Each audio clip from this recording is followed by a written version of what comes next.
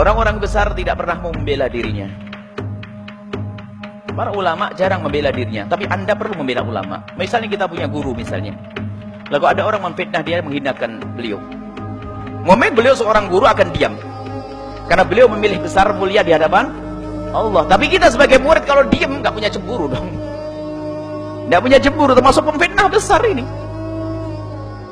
Bahkan mungkin Anda sebagai seorang, jangankan murid dengan sahabat. Anda bersahabat, ini hati-hati ya. Anda punya sahabat. Tak taunya sahabat Anda ini ternyata difitnah oleh seseorang. Dan ngomongnya di depan Anda. Anda tahu yang benar, tapi orang lain berbicara yang tidak benar. Kalau Anda diam saja, Anda khianat dengan sahabat Anda. Anda harus bilang, oh mohon maaf, saya yang tahu tentang dia. Harus ngomong gitu. Anda saya seorang murid, saya sebagai murid tidak terima. Kenapa? Guru saya tidak seperti itu. Kalau Anda diam, Anda tidak punya cemburu. Fitnah di hati Anda sendiri. Anda sebagai seorang murid, membela iya. Tapi kalau Anda dihina di diri Anda sendiri, maka Anda boleh sabar. Atau tetangga Anda difitnah sama seseorang, Anda perlu membela. Tetangga Anda, jangankan kok guru, tetangga difitnah. Bisa tetangga difitnah, zina, difitnah ini. Misalnya ada laki-laki masuk.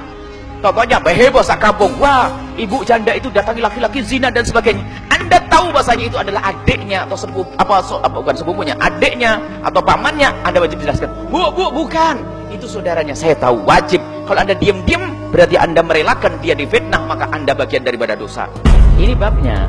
Hati-hati, jangan menyebarkan aibnya orang, mencemarkan nama baik. Kalau orang yang dicemarkan, Anda boleh sabar.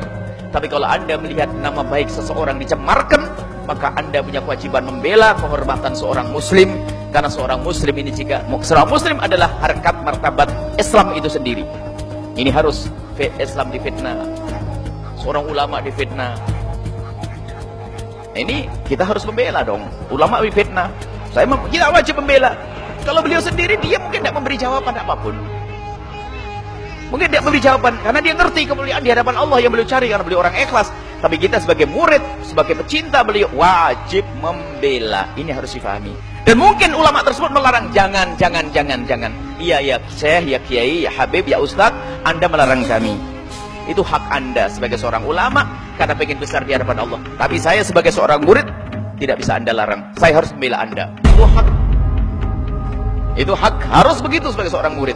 Jangan gurunya direndahkan, dicaci, difitnah dan sebagainya, diam, berarti iman Anda juga nggak ada. Kenapa? Ini menjadi sebab permasalahan adalah di saat sudah tidak ada kecemburuan kita kepada saudara kita, sahabat kita, tetangga kita, guru kita. Nabi Muhammad dicaci, diam saja. Nabi memang tidak marah di saat diolok. Lihat, kan Nabi dimarah, Nabi diludahi sama seseorang. Lihat ceritanya.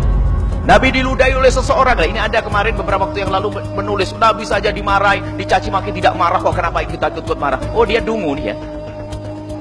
Nabi memang kalau dicaci tidak marah, karena zatnya Nabi yang dicaci. Tapi kalau sudah Allah, agama yang dinodai, marah. Nabi kalau dicaci, diam saja. Tapi kita mendengar Nabi dicaci, kita harus marah. Karena iman kita.